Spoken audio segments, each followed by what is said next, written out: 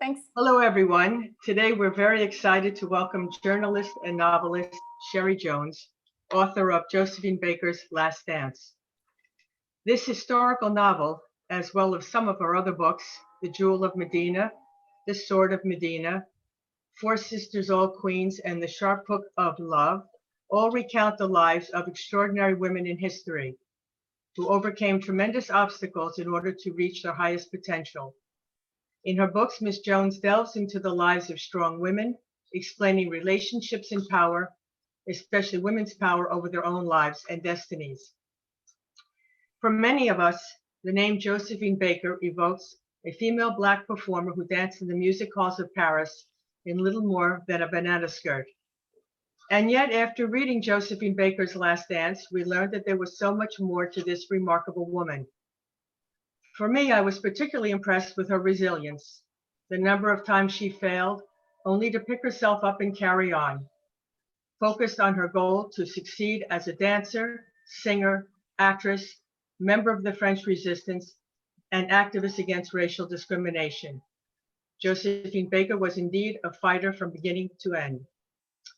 At least a dozen books have been written about Josephine Baker, including 5 autobiographies.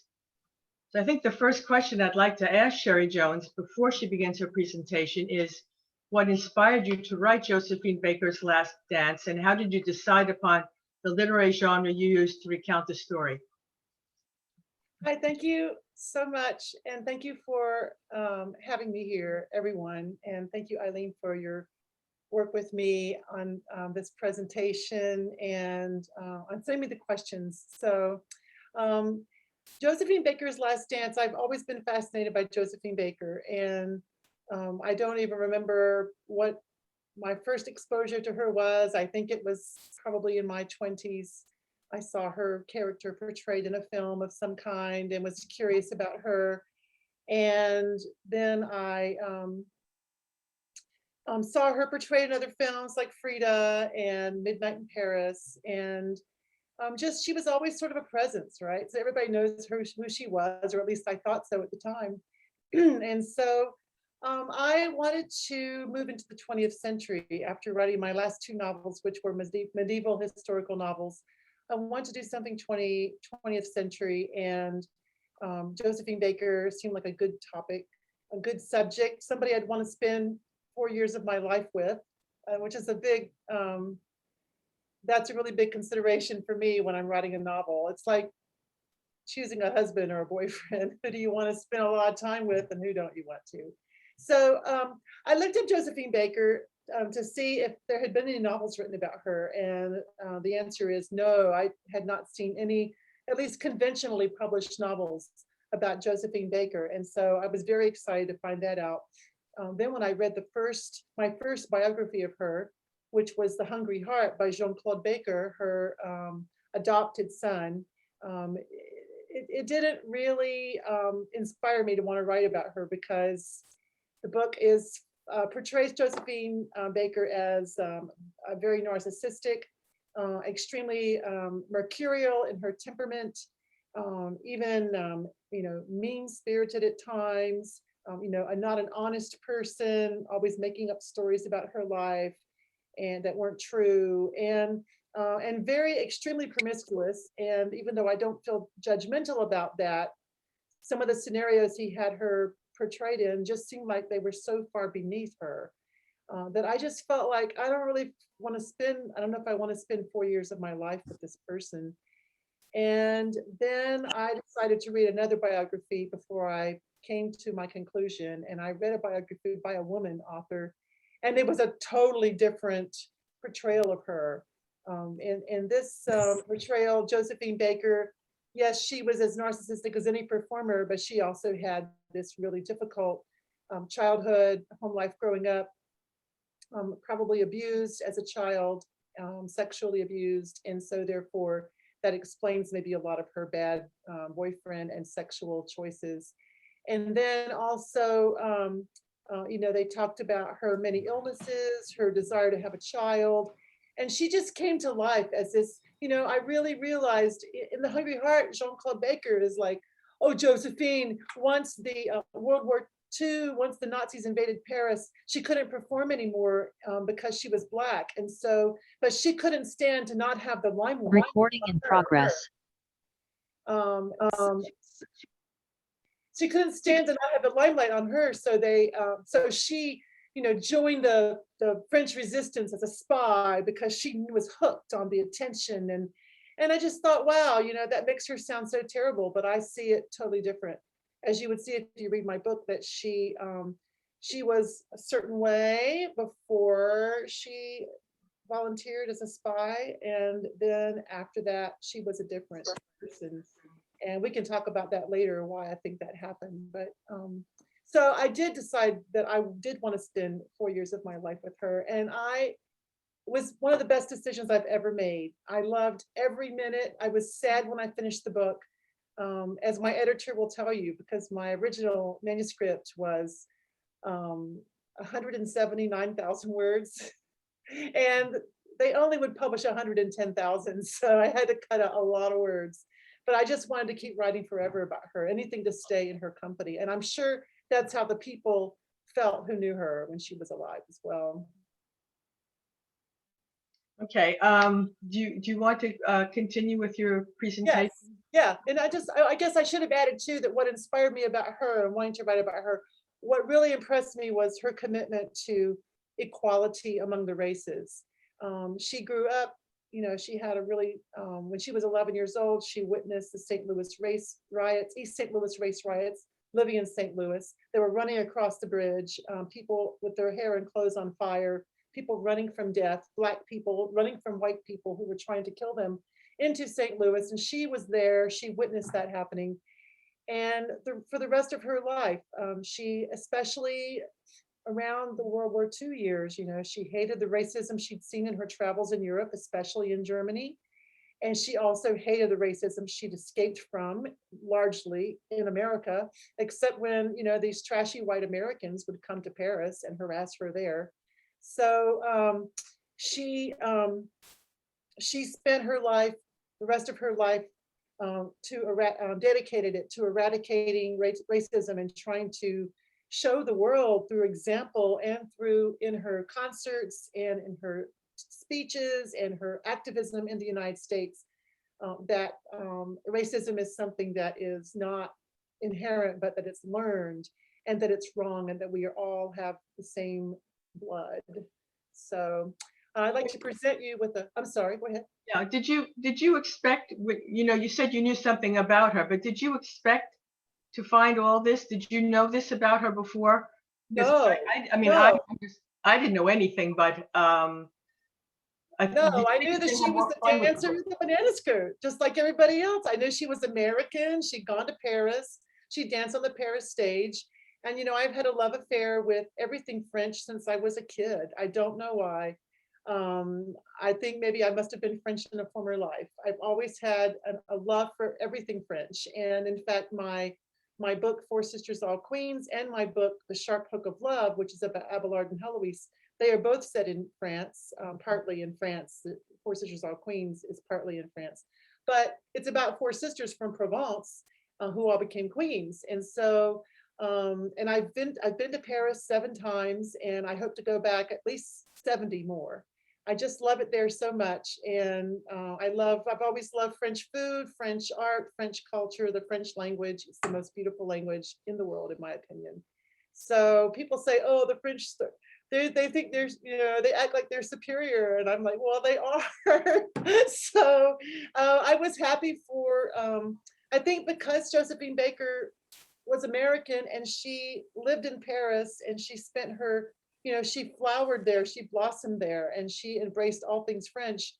That endeared me to her even more, because I would be the same. So I wouldn't say I am the same because I'm not famous or a dancer or any of those things, or African American, obviously. But I really related to her on many levels, but that was one of them, her love for French people and French culture. So, and that segues us nicely into my slideshow, in my keeping in mind that this is the Alliance Française. I have put together a show about Josephine Baker's Paris. I've also included some scenes from her chateau on the Dordogne, and their photos and short video clips that I made, mostly my own photos and video clips that I made during my visits to France to research. So I wanted to present this with you, and I hope you enjoy it. It's only about 20 minutes long, so.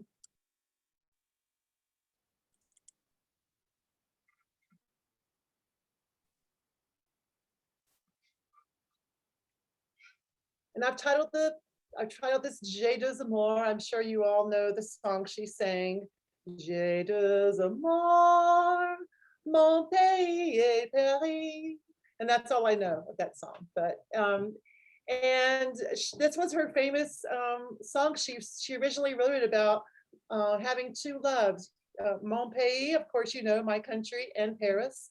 But then after she suffered such terrible racism in the United States, especially on her, the time she spent here in 1934 dancing with the Folies Bergère, I'm sorry, with the Ziegfeld Follies, she had such a terrible time, she couldn't find a hotel, all those things. So she, a hotel that would let her stay there because she was Black. She changed it to not mon pays et Paris, mon pays et Paris. I mean, not mon pays et Paris, but mon pays et Paris, EST. My country is Paris. So.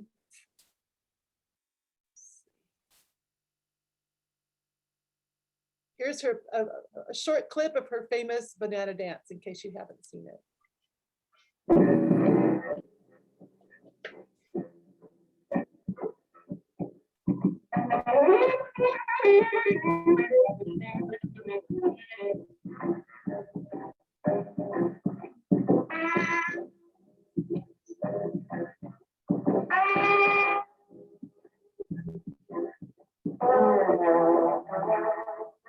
A hand-painted version of the famous banana dance recently came to light in America. It was probably shown to cinema goers as a short film before the main feature.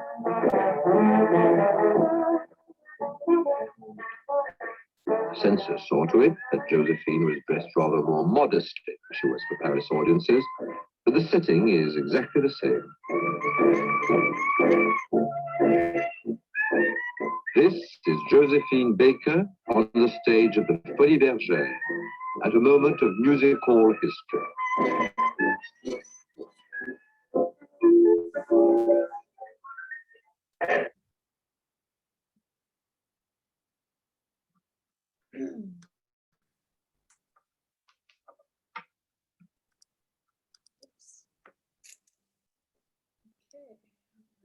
Oops, there we go. Okay. Most people know her as the topless dancer in the banana skirt, even though she's wearing a top here. And indeed she was that. She scandalized and enchanted first the city of Paris and then the world with her joyous, frenetic, acrobatic dancing. And she made her audiences laugh with her comedic antics that maybe took the erotic edge off her nudity, at least a little bit, maybe.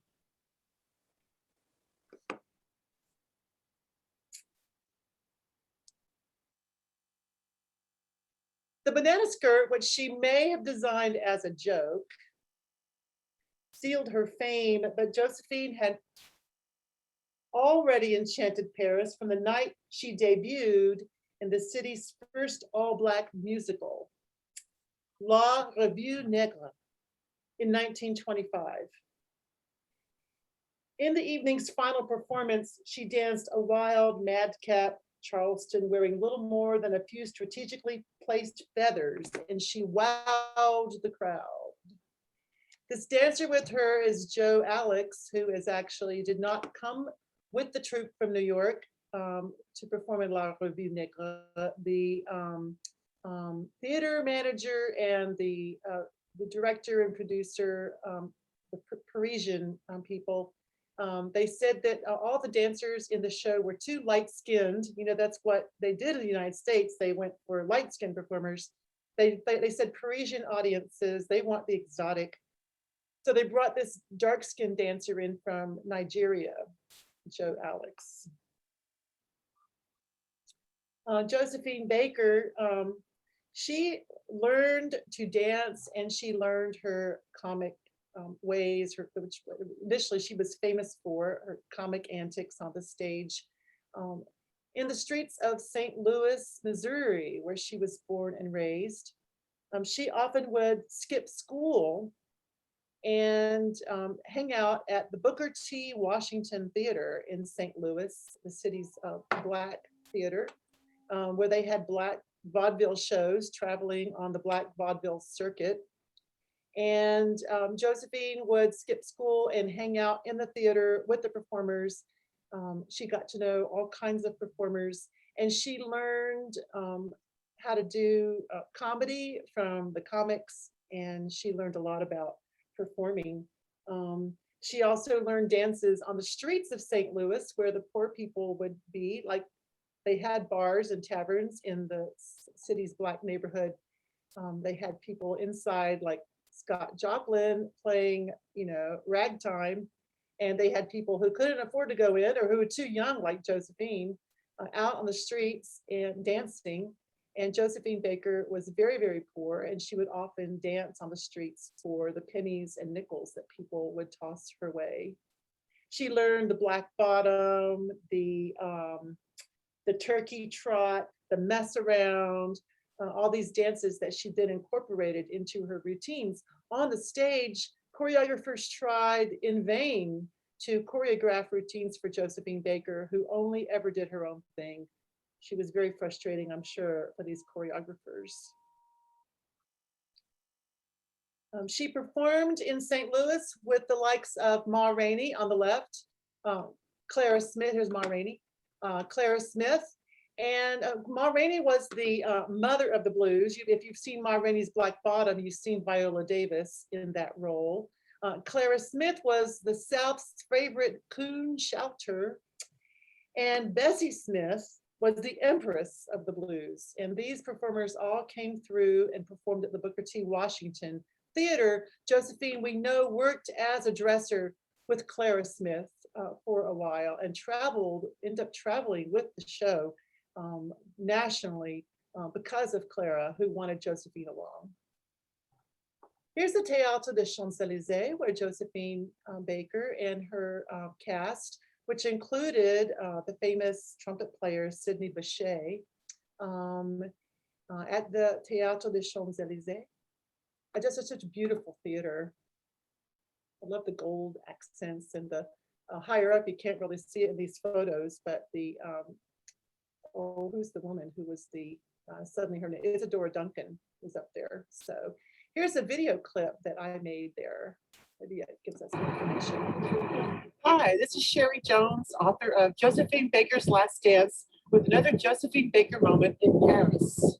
I'm standing in front of the Théâtre des Champs-Élysées, which was the theater where Josephine Baker made her world famous debut with Le Revue Negre, the all-African-American review. In October 1925, Josephine was an instant hit on the stage. Her first performance of the Danse de Sauvage, the savage dance, in which she danced nude except for some strategically placed feathers, making her the first African-American or the first Black woman, period, to dance nude on the Paris stage. It was already a long-established tradition of the Paris Music Hall, topless dancers. Josephine Baker set the world on fire with her erotic dance.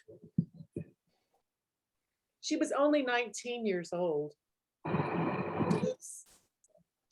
I was fortunate in Paris on one of my recent visits to get a tour of the Théâtre des Champs-Élysées from two of the people who were running the theater.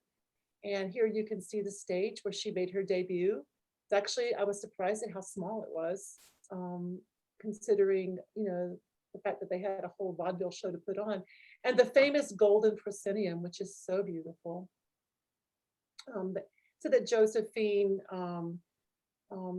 she had such a affinity for the people like sitting high up in the very top seats that she tried to always perform out in the edge of the stage where they could see her, because she knew those were the people who could least afford to be there.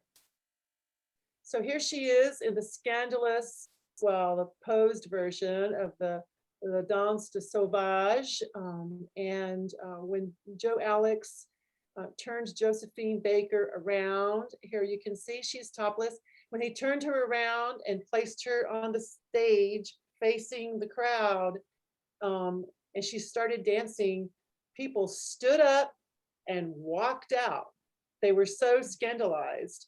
But the managers of the theater were quite proud of this, and they told me that the Théâtre des Champs-Élysées has quite a reputation, a history of doing this, that actually Stravinsky's The Rite of Spring was performed at that same theater and also inspired scandal, if not a riot.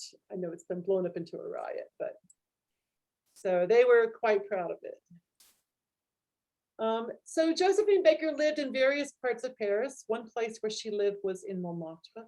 When she first moved there, she lived in the Pigalle district, which is sort of the red light district. I'm sure I'm telling you things you already know, but for those who didn't know that. But she also lived in Montmartre, and she loved to go to the Basilica de Sacre. So here's a little bit of information about that.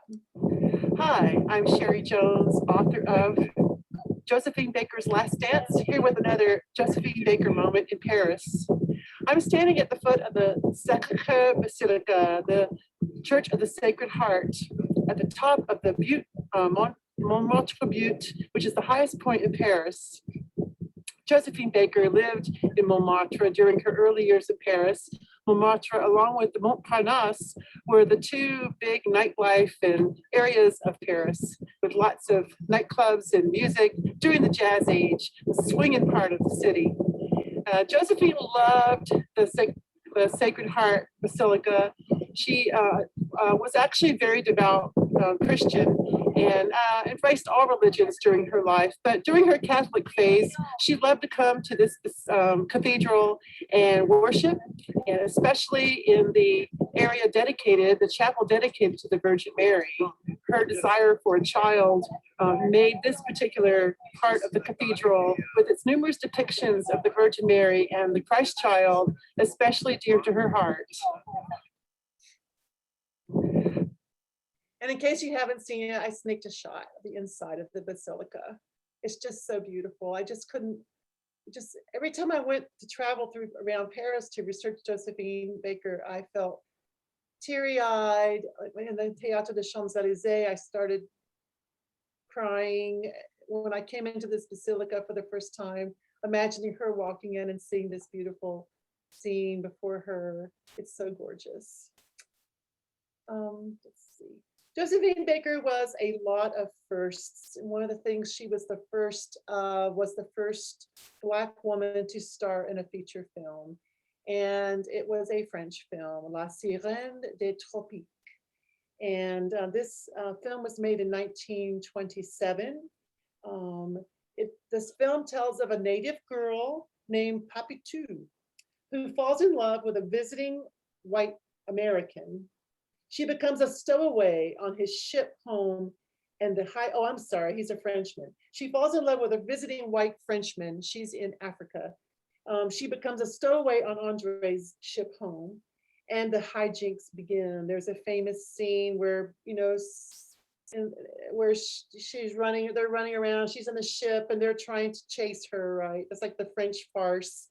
The doors are slamming, she's going in and out of berths, they're going in and out of berths, and she ends up hiding in a coal bin, coming out all covered in coal. Then she hides in a flour bin, she comes out all covered in flour. So she's Black, she's white, and it's sort of a little tongue-in-cheek joke. Naturally, Papitou is discovered in the film and becomes a star, and there are these big song and dance numbers, because you have to have that if you're going to have Josephine Baker in a film. Josephine Baker actually hated this movie, but it's regarded as a classic, and it really nicely showcases her comedic talent. If you haven't seen it, I really encourage you to watch it. Josephine Baker was, from the time she was young, she never wanted to be a comedian and a nude dancer. She wanted to be a chanteuse. And so when her time with her initial show at the Théâtre des Champs-Elysées, and then she performed at the Folies Bergère for a number of years. When things started to, she started to lose her novelty with Parisian audiences who wanted, you know, something new.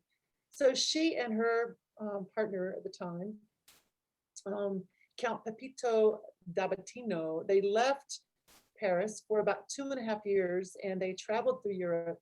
And during this time, she learned to sing. She learned to speak French. She learned elocution and comportment. She also learned to speak Spanish, German, and then through her relationship with Pepito, she learned Italian. And at some point during her life, she did improve her English as well. When she first came to Paris, Bricktop, who was another contemporary of hers in Paris, who had was an African-American woman who had a bar, a tavern and restaurant.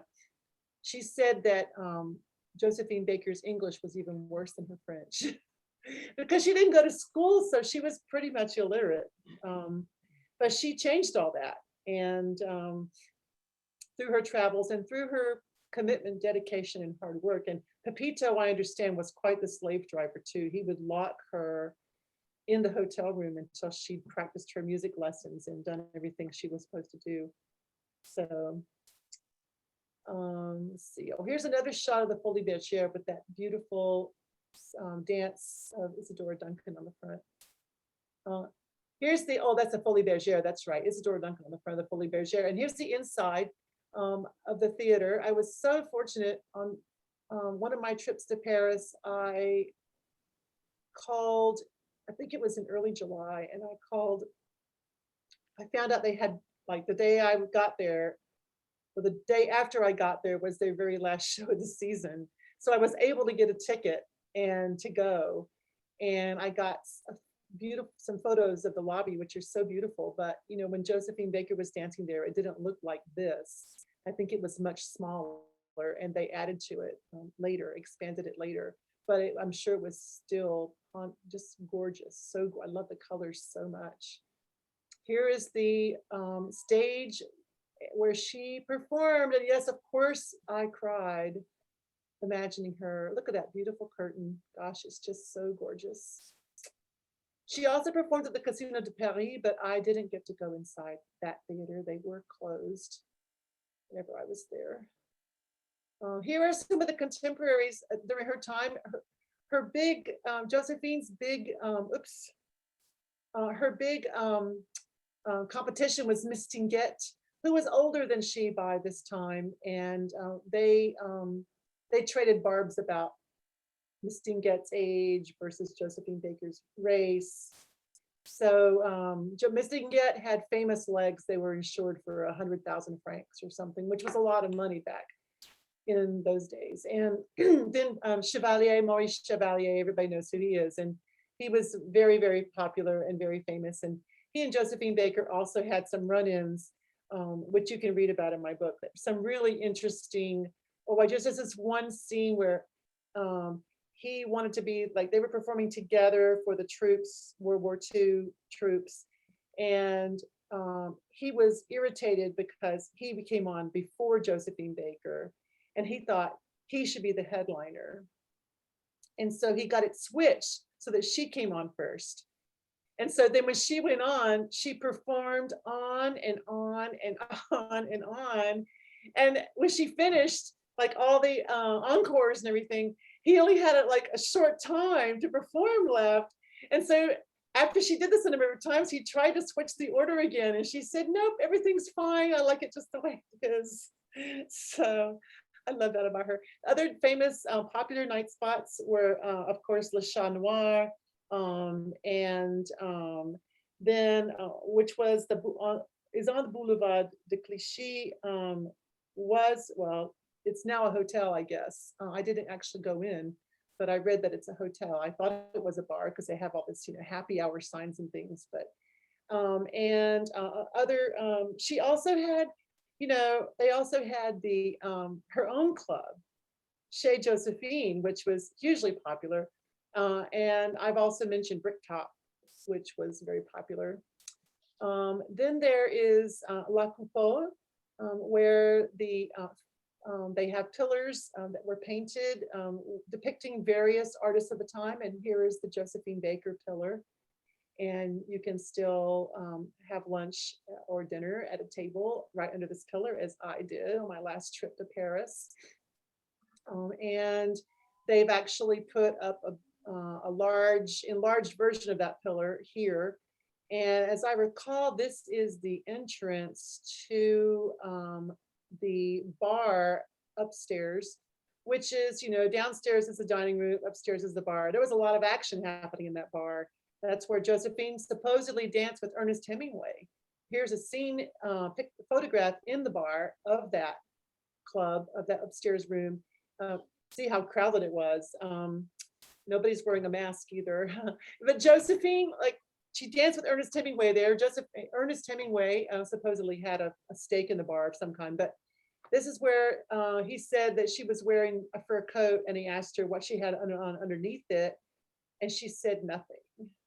So this park, I apologize. I meant to look up the name of this park, but I forgot to do it. And this is a park in Montparnasse, and it's near where Josephine Baker's apartment was on the Montparnasse, which I could not find while I was there. I don't think I had the address. And but I did read that she loved to walk through this park, and especially, and this is so beautiful, and especially this area with the sand lot where the nannies and mothers would gather with their children, the children to play in the sand. And, of course, she wanted a child so badly. She just loved children. She was never able to bear children, which is so sad. Josephine Baker was also the first Black woman to star in an opera. And so I went to the Paris Opera this is obviously a painting of the theater and the stage and proscenium, but it is incredibly beautiful. I'm sure you've all been there. Oh my gosh, it is. I never wanted to leave, but so yeah, she performed in Offenbach's La Créole. It was a revival of that review. She was the diva. So when the Nazis invaded Paris in 1940, Josephine Baker joined the Free French Air Force. She went underground as a spy. One of the big difficulties was getting information across the borders of countries to de Gaulle. And so she would carry this, she would seduce German and Italian generals and spies. And I don't know if she actually seduced them sexually, but she got them to divulge their secrets. I read that sometimes she would pretend she didn't understand what they were saying, but of course she had studied German and she had learned Italian. She apparently had a real facility with languages, and she would pretend she didn't understand them, but then she actually would write down what they had said and carry it on invisible ink on her sheet music, or sometimes written up and down the insides of her arms, and she would wear long sleeves, or she would pin notes to her underwear to go across borders under the auspices of touring. To Portugal, for example, Lisbon was a neutral area where all the spies would gather. And so she would go there to deliver information she'd received. And somebody said to her, "Why aren't you worried that the Nazis at the borders will search you?" And she said, "They would never search me. I'm Josephine Baker." And it's true, they never did. They just wanted her autograph. So pretty impressive. During her time with the French Resistance, she made this chateau that she owned, or she at least had big, hefty mortgage on this chateau. She called it Chateau de Milan. It had originally been Chateau de Mirande, which I looked up, Chateau de Mirande, which I looked up, and I guess it means chateau with a view, something like that. And I don't think she could pronounce Mirande, so she changed it to Milan, and which doesn't mean anything. It's a really beautiful chateau. It's still open. You can tour. It's open for tours. I went. It was amazing. Of course, I took copious notes on all the decor. I was going to use it in my book. And at the end, they tell you that only 2 pieces of furniture in the whole chateau are original, because the bank came and repossessed the rest of it. Then they came and then they tried to sell the furnishings back to the people who bought the castle. And the people who bought the castle were so disgusted by this behavior that they turned it down. So there are only 2 original pieces left.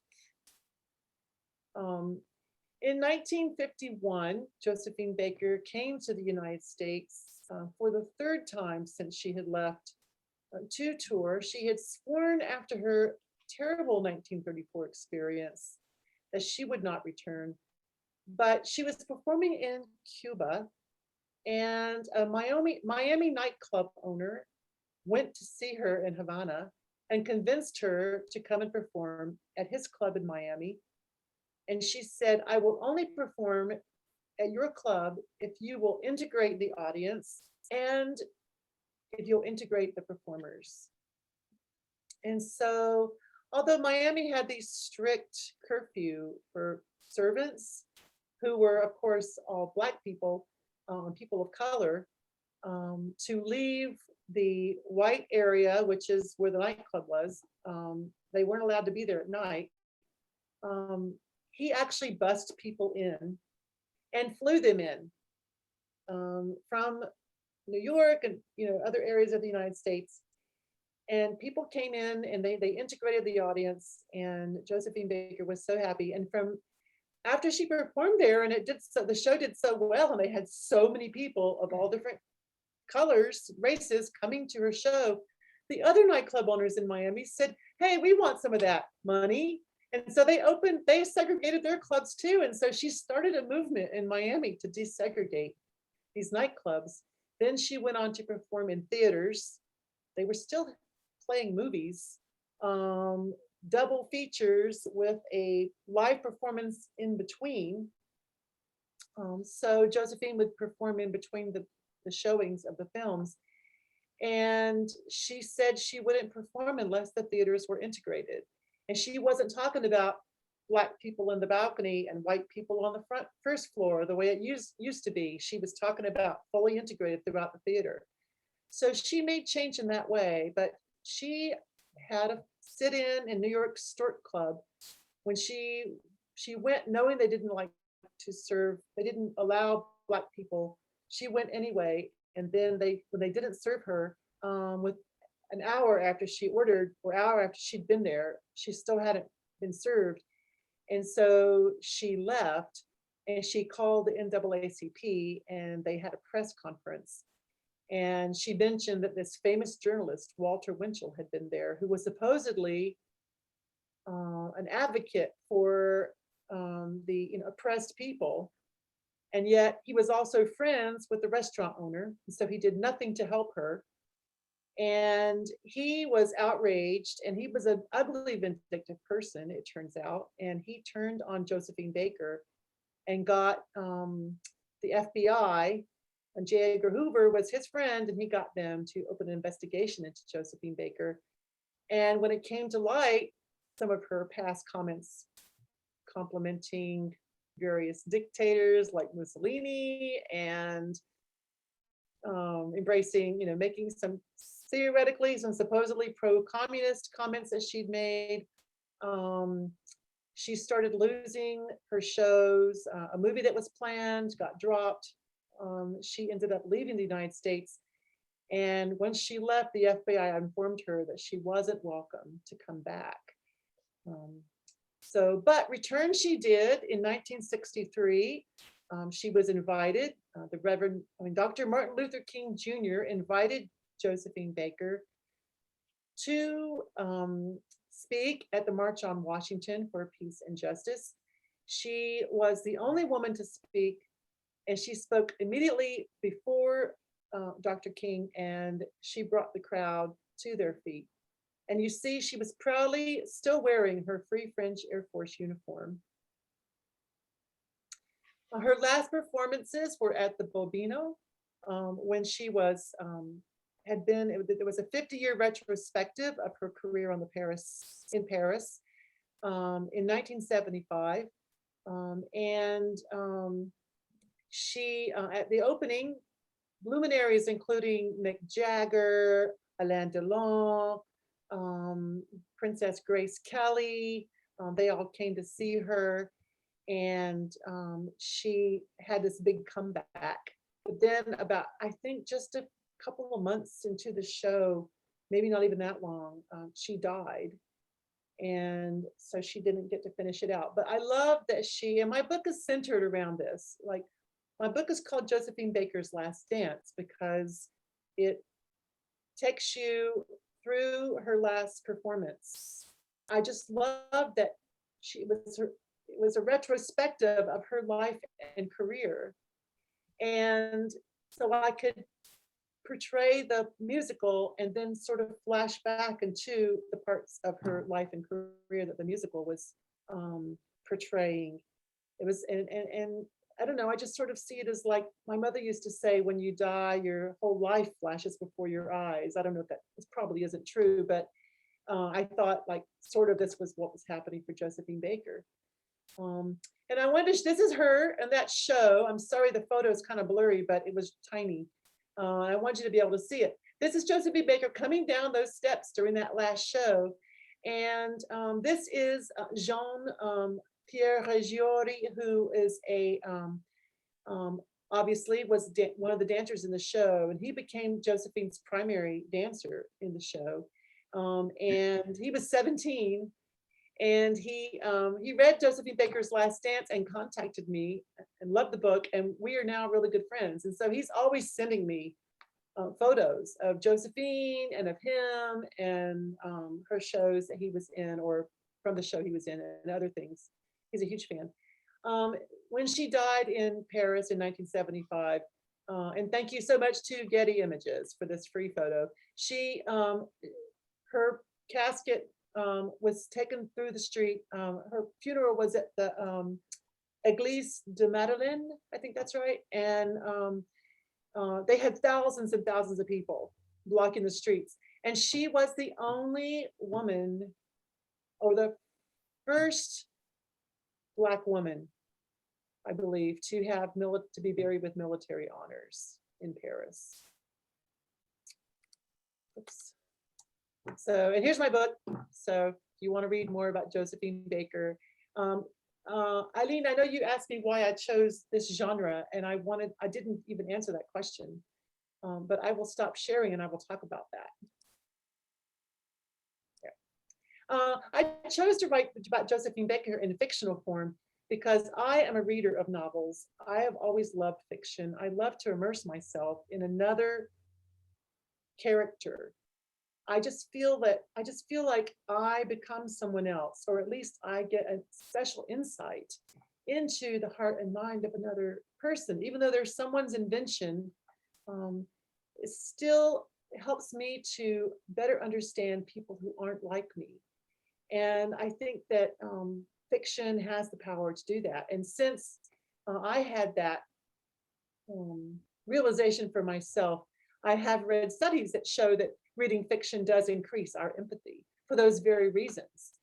So that's why I choose to write fiction as opposed to biography or nonfiction about my characters, because my aim is to be to provide empathy, to tell their stories, but it's also for me to get to be them. Excuse me. Okay. You've covered a few of my questions, but I think I wanted to ask one thing, and that is, I guess in our 21st century lingo, we would say would Baker be considered a trendsetter or an influencer? I think an influencer. And I mean, I have a list of things, but maybe you could tell us some of the influence that she had, especially on the French women. There were so many things that she Oh, did yeah. that maybe people don't know about. Well, okay, look, the most obvious thing is her hair, right? I mean, Josephine Baker, that initial show, the dress rehearsal performance at the Théâtre des Champs-Élysées, my book portrays this scene. She had big heartbreak the night before. She was only 19. Her heart got broken. She got drunk. She went back to her room and she put on the hair straightener that she had to wear every night. And instead of keeping it in for 30 minutes or whatever and then washing it out, she fell asleep. And when she woke up, her hair had been fried and big tufts of it, clumps of her hair came out. And she had these bald patches on her head. And there she was screaming like she had to go on the stage in mere hours. And so she called the woman who was the American woman who had brought the troupe over from New York, and Miss Caroline. And Miss Caroline called a famous French hairstylist who came over, and he created a paper cap and painted it black, and they fastened it onto Josephine Baker's hair, I guess with pins or something. And you couldn't tell from the seats, but her hair was this black, shiny black, short cap of hair. And he had the curl and everything. So people thought that was her real hair. And it became a huge sensation, and people started wearing their hair that way. And she even made this, Pepito, her boyfriend for 10 years, her partner for 10 years, he was very enterprising, very entrepreneurial. And he got Josephine Baker, he commoditized her with a product called Baker Fix. And so it was a hair gel that you put on to get that smooth, sleek, hair. But she was the one who started that trend. And then all these French women, starting in France, started wearing their hair that way, the curl and everything. So short hair. So yeah, she was such a fashion plate. She Chanel, and I mean, it's like, I don't know if she wore Chanel, but lots of different designers, fashion designers, were making clothes for her. And there was one designer, I'm forgetting what his name was, but he made clothes and he would send them to her. And, like big armloads of clothing. And she, would try them on, and the ones that she didn't like, she would send back or she'd give away or whatever. And she had different styles. She would change clothes 2 or 3 times a day. And all the fashions were so expensive, and she didn't pay for any of them until finally he sued her, asking her for payment. And she refused. He lost the lawsuit. So, but yeah, so she was very, very high fashion, and everyone was watching what she was wearing all the time. She did. She also, I understood, had a makeup called the Baker Fix. No, that was her hair. Oh, that was the hair. Oh, I thought she had a foundation as well. I don't know about that. I never read anything about a foundation. And she certainly had a retinue of people, of artists and intellectuals, between Hemingway and Colette and Cummings and Picasso. Yes. And photographed by Man Ray. And I think Paul Poiret might have been the designer, only because. That's right. That's right. Thank you. I forgot his name. He's the one that also, when we had a previous author, we talking about Sargent, and he had designed dresses for Madame X. So it's like it's the same designers. And to this day, I mean, in modern day, I think Beyonce did the banana dance. And I have a great video. That's right. I have a great video of Josephine Baker dancing to Beyonce. Somebody took Josephine Baker's footage of her dancing and put it to Beyonce music. And then I've seen the opposite of Beyonce dancing, right, in a banana skirt. Right. And Yeah. did Angelina Jolie model her adoptions after, do you think, after her tribe? I don't know. That's a good question. I don't think that she's ever mentioned it, but that's exactly what they did, is pretty much the same, except Josephine's reason. I think Angelina Jolie, wasn't she moved by just the poverty, right? And she wanted to give a bunch of children, a better life. But Josephine Baker, she adopted 12 children from all around the world, all different nationalities. She tried to get one from every religion. She couldn't get Israel to let her adopt a Jewish child. So she adopted a non-Israeli child, non-Jewish child, and made him Jewish, and gave him a Jewish name. But she was, she wanted to show that racism is not something we're born with; it's something that we're taught. And so her rainbow tribe was supposed to demonstrate to the world that people of all different nationalities, religions, races can all live together in love and harmony. And in fact, from what I understand, her children continue to have close relationships, very close knit family. So someone has asked where she's buried. She's buried in Monaco. When she died, she had been living in Monaco. Princess Grace had, let's say, she lost her castle on the Chateau de Milan. She lost it to the bankers. So she was homeless, and Princess Grace said, come to Monaco. So she did. And then Princess Grace was the head of the Red Cross there. And so she got a house donated to Josephine Baker where she could continue raising her children. And so when Josephine died, she was also buried there in Monaco. Yeah, I read a very sad interview in 1969 when in a French newspaper, Sud-Ouest, how she was evicted from Milan, and how she was so resentful. She said, that I could have a Legion of Honor, but I can't stay in my home, because she got the Légion d'honneur, Yes, I know. She did. I didn't mention that, but I had, yes. But also, many medals actually for her military service.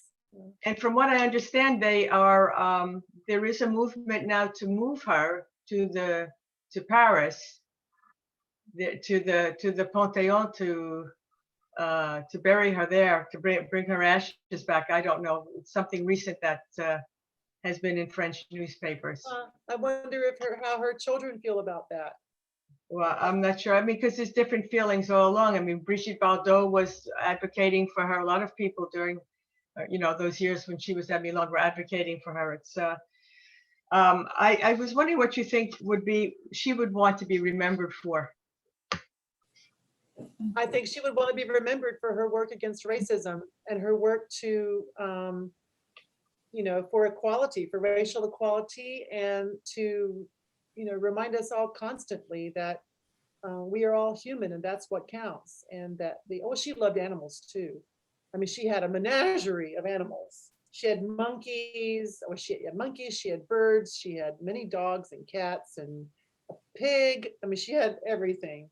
So she was such a loving person. And she spent her life, she sacrificed a lot. I mean, she probably lost her castle because of her anti-racism activities in the United States, because when she came here in 1951, she needed to make lots of money in the United States, because keeping a castle, she was trying to make it into a tourist attraction so she could stop touring, because she had 12 children to support. And so she paid contractors a lot of money to do a lot of work to that place to make it into a tourist attraction. And she ended up losing it because so many of her plans for money making in the United States were canceled because she was so outspoken against racism. So she sacrificed a lot for that. And I think that, that is what she would want to be remembered for. And that's why my book focuses on that. I don't write a lot about the children. You don't have a lot of those years in my book. I really wanted to focus on her activities against racism. And that was where her heart was, I think. Someone asked here, and it sort of goes with the question I had, what was her original appeal as a dancer in France, especially given the scandalous nature of her dancing and the lack of training? And let's say, in a general manner of speaking, why was she so adored in France and could never be a success? I mean, I know why she wasn't a success, but she just never seemed to be a success in the United States. And even now, she's not even evoked as somebody successful in this country. So what was her original appeal for the French? Well, for one thing, Josephine Baker went to France in 1925, which was sort of the height of the exoticism. You know, the Africa was really trendy at that time. And Picasso was, you know, inspired by African art and artifacts, you know, in a museum that he saw. And so painters were inspired by, you know, Africa. France was, you know, colonizing parts of Africa. And so they had a big exposition, one of her early years in Paris, around, you know, the colonies, the French colonies, and there was a lot of focus on Africa. So people were they saw Africa as exotic and African people as exotic. That's why they brought in the darker skinned dancer to dance with Josephine Baker. But there was also another thing too that was happening, which was that World War I had recently ended in 1919. And the United States government hadn't known what to do with the Black soldiers who volunteered because the armed forces were segregated and they didn't know what to do with them. So they sent them to France to fight with the French troops because France's military was integrated. And so they had these Black squadrons that performed so nobly. I mean, they were heroes. And then also James Europe's military jazz band was Black performers, Black jazz musicians in the military. And they, when, you know, the Paris, they had a big parade honoring the American forces who fought in Paris, I mean, in France, for France in World War I. And James Reese Europe's band, military band, marched down the street. So there was a real welcoming of Black people from America, of American Black people by the French, because because of these Black people had helped, had been so helpful and so courageous and were heroes. And so that was one reason why I think she was so popular. Also, her dances were scandalous, yes, and that's one reason they loved her. And then also, people weren't familiar with those dances in Paris. Now, in the United States, a lot of people, when she went there and danced, they're like, we've seen these dances before. Because by then, there were other Black performers who were performing similar dances, you know, like the Black Bottom, the Charleston, which I don't think Josephine invented, but she was one of the early people to dance it. And so it wasn't new to American audiences the way it was to Parisian audiences. So that was another reason. And the reason that was another reason why she wasn't so popular in the United States, because they were already familiar with her style of dancing. And I wouldn't say she was untrained. She worked very, very hard to learn. I mean, she did those splits like crazy. She worked really hard all the time to perfect her dancing. She just didn't like to be choreographed. She didn't like to follow choreography. She was too free to do that. And I think that also, you know, as I said, in Paris, the nude dancer, Mistinguett I believe, had danced nude as well. The nude, or topless, they call it nude, dancer in Paris, and was a long-standing tradition, but a Black nude dancer was a novelty. So I think there was also that aspect. But in the United States, it was mostly racism, I think, that kept her from catching on. We didn't have the same embrace of Black people. And in fact, when she danced at the I keep getting it mixed up with Folie Bergère, the Ziegfeld Follies. When she danced at the Ziegfeld Follies, she was Bob Hope, Fanny Bryce. They were terrible to her, treated her terribly, because she was Black, and they were threatened. So, Do you think that was her biggest disappointment in her life? Not being able to, I mean, she actually gave up her American citizenship. I think it was disappointing. I think professionally, it might have been her biggest disappointment. I think the biggest disappointment in Josephine Baker's entire life was her inability to be in a love relationship that worked. She had 3 husbands, 4 husbands, and several live-in lovers, and she was never really able to make it work with anyone, and she had so much love to give. And then also her inability to bear her own children. She tried and tried and tried to get pregnant and to have children, and was just never able to do it. And she adopting all those children, of course, that was a compensation. But I think that it was very disappointing that she could never have that, something she wanted so badly. I'm not sure if there's any other questions here. I don't see them. I see one that just came in. From Yes, there's one that just came in about, where did she get the discipline and courage to be in the resistance, and what was a special motivation for her? Well, when Josephine Baker had traveled in Europe twice, she did big European tours, once in the 1920s, and then again in the early 1930s, mid 1930s. And especially on that second trip, she experienced really frightening racism in various cities, and including in Germany. And there's a scene in my book that talks about it, that she was dancing on the stage, and these Nazi men came in their uniforms and sat in the front seat. And one of them pulled out his pistol and put it in his lap. And he was in the front row.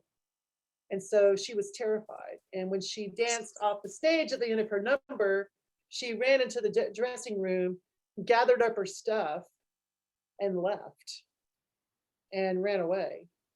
She thought that, she thought her hours were numbered. And she experienced riots, racially motivated riots in other cities too, in Europe. And so she, I think that she was just, she hated the Nazis after that. She would have hated them anyway, but she really hated them after that.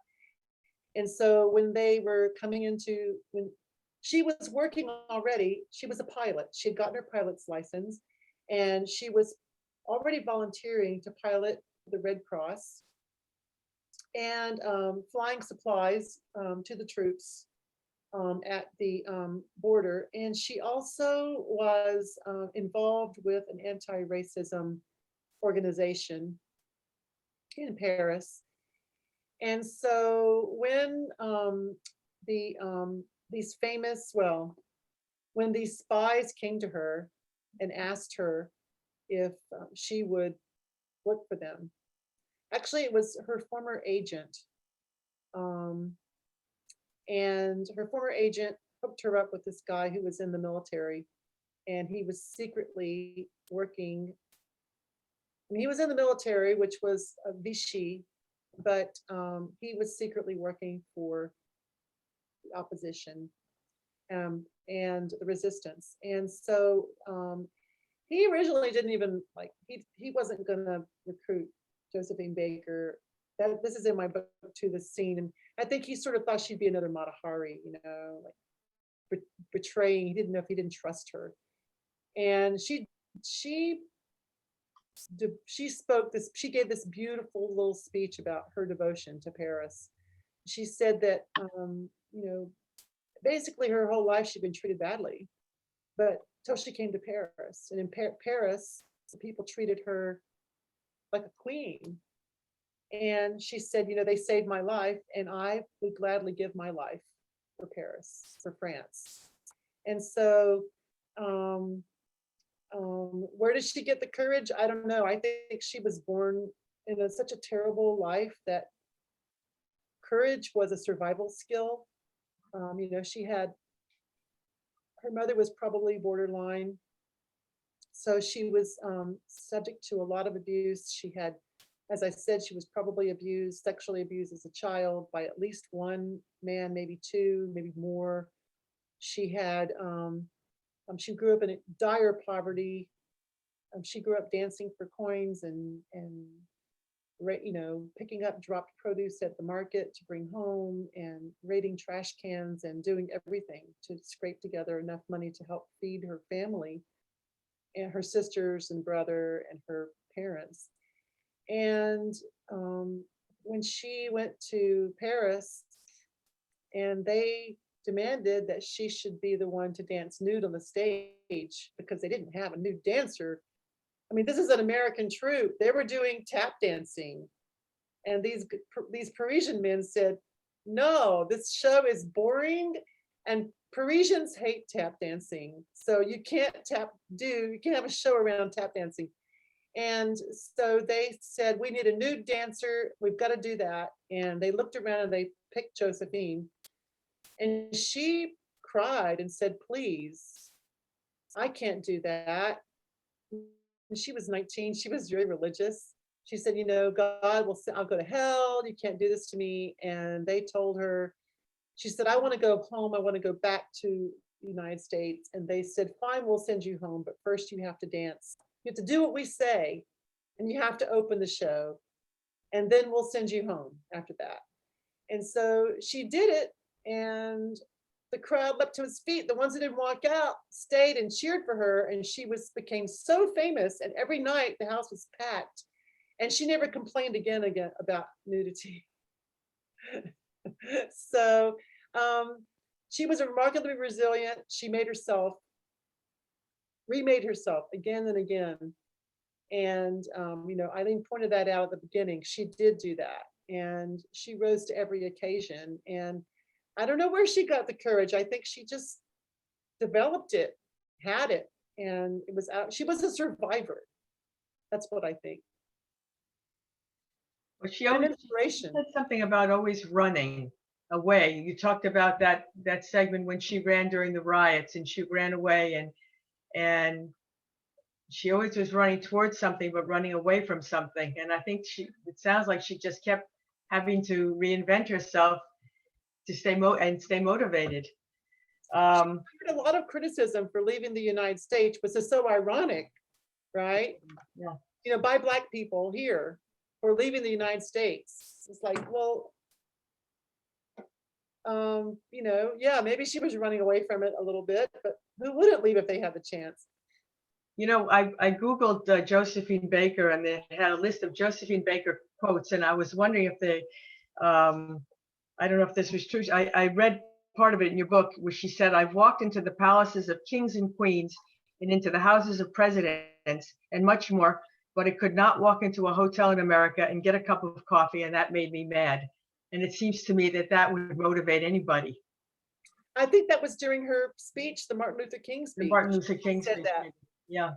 Yeah, and you know, she actually was always pushing those buttons. In her 1951 trip, she was on her way to speak, or maybe it was before that. Anyway, she came to the United States to speak at a Black Friends Black University in Tennessee, and they were driving there, and they got out. She got out of the car and she went in, I guess, to use the bathroom or something, and then she went in to the white, like they had a Black part of the store and a white part of the store, and she went into the white part of the store to buy some apples. And she bought the bag up. She did it on purpose. She walked in the whites only door to buy her apples. She bought the apples. And when she came out, there were these Black people standing around glaring at her. And she asked her friend, like, why are they mad at me? Why aren't they glad that I did this and I broke this barrier? And he said, because, Josephine, now you get to leave, but they have to stay. and deal with the consequences of what you just did. Yeah. Unbelievable. Princess There's- Grace also said to her, darling, you need a book, you need a novel or a film. And Josephine Baker said, who would dare? Somebody asked whether or not she knew Sammy Davis. Oh, I don't know. I haven't read anything about that, about her knowing him. Okay, is this supposed to be an hour? I could go on forever. Me too. Rachel? I think if some of you have final questions, I think we should be wrapping it up soon. But of course, you can always write more questions and ask questions later on. I'm sure Sherry would be very happy to answer them. And absolutely. Yes. Please write to me. My email address is jonessherry, it's JONESSHERRY @me.com. You can also reach me in care of my author website, but I'm not sure how well that email associated with that website is working. In fact, Eileen, I think you sent me your original letter, remember? And I only got the first part of it. I didn't get the whole thing. Oh, how nice. Right. So anyway, but if you want to write to me, care of my author website, I'm certainly capable of writing you back. My author website is authorsherryjones.com. yes, we will be sharing it in our, we will be sharing it to all participants after this. We will send an email with your address for your website and your email address. So everyone can ask you questions if they have more questions afterwards. Yes. And if there's one last question, people can ask them in the chat now, but otherwise I would also take this opportunity to thank you so much, because there's been so many interesting information and so many things about the life of Josephine Baker, and I'm sure a lot of people learned a lot of information tonight because she's done so much. And yeah, I mean, thank you so much for that. Thanks, Eileen as well. For I wanted to show you, I did find it. Oh, wow. My husband's family, we actually just found it about a week ago. This is the original, this is the sheet music from Les Deux Amours. That was in a box with a bunch of papers. And I said, what a coincidence with Josephine. You can see on. Oh, look at that. I am so jealous. Yeah. Well, so that's our little archival thing there. Sherry, you want to mention just one thing about what you're working on for the future? Sure.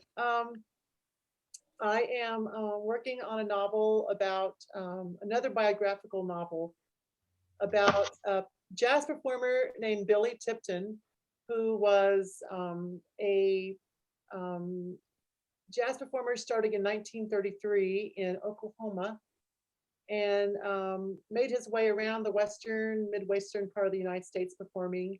Ended up in Spokane, Washington, where I lived here for 30 years. Over the years, he was married 5 times. His last marriage, he and his wife adopted 3 boys. And yet when he died in 1989, it was discovered for the first time by pretty much everyone that he was biologically female. And he had managed to conceal this from, apparently even from his wives. At least so they said. His last 3 wives all said they never knew that he was biologically female. So my novel is, once again, it's about a kick-ass woman, although Billy identified as male, who did what she had to do to get a job in jazz. Who knows whether she did it originally for expediency and then, grew into the male role, loved being a man, obviously, or if from the beginning, she always knew that she was, identified with being male and seized the opportunity to, seize the excuse to do it. But what it's about is about, like, I wanted to pay attention to the transgender experience, and to explore what it must be like, and to create empathy for people who for cultural reasons, can't live authentic lives in the open. When Billy died, he died of a bleeding ulcer, which could easily have been remedied, cured, if he would have gone to a doctor. But he never, ever went to a doctor. He was terrified of having his biological secrets discovered. And so he died for that, because he was deprived by society of the ability to live authentically, but yet he still found a way to live as a man. So that's what my news story, and he was also a comedian, very, very funny guy, wrote lots of jokes, and I just love the comedy aspects of people. I think it takes the pathos, makes it not. Just one final question that somebody had submitted to me, and that is about the publishing process. For Josephine Baker, was there a lot of, since there were so many books that were already published about her, was it difficult to find a publisher? Or do you always use the same publisher that were willing to see another angle of Josephine Baker? Well, there are a lot of books about Josephine Baker. I'm sure I've read them all, and or read all the ones that existed while I was writing, and that was like 20 biographies. But there aren't any novels, or there weren't any novels. And I was already publishing with Simon & Schuster, with Gallery Books, which is a division of Simon & Schuster. And so I had an editor there, and I asked her if they would be interested, and they were interested right away. So it was not difficult for me at all to get that book published. My main concern at the time, and it's it's still a legitimate concern, is that I am a white woman writing about this Black woman. And especially right now with the Own Voices, I'm doing this as a hashtag, Own Voices movement. There is, I might have a harder time getting that book published as a white author today, but to my great surprise, it hasn't come up. No one's really talked to me about that. I mean, I haven't been criticized for it. And I'm proud to say that Paula Patton, who is an actor, Black actor in Los Angeles, she optioned the screen rights to Josephine Baker's Last Dance. She's actually in partnership with Viola Davis's production company, Juvie Productions. And they are now seeking a studio to bring it to the screen. And she told me that when she read the manuscript, she saw it before it was published. She didn't see my author photo. She was surprised to learn that I was white. So that was good. Tells me I passed some kind of test, I guess, but yeah. But I developed a lot of empathy, I'm gonna say, and I became, a lot more woke. I became really, because being embarrassed to be a white American is being woke, that was me, because I was mortified by some of the things that happened not only to her, but to other people. So, yeah. Well, thank you so much. Thank you. Great. Thank you so much for having me. I had a great time. I don't know which book of yours I want to read next. What would you suggest? The Provost one? Depends on your interest. My books, people who read all my books say that my books get better and better as they get, as I go on. So my most recent book before Josephine Baker's Last Dance was The Sharp Hook of Love. That's about Abelard and Heloise. And I make use of a lot of material that came out in 2000 with some new love letters that were found, 115 letters that were discovered by this Australian scholar. Beautiful, beautiful letters.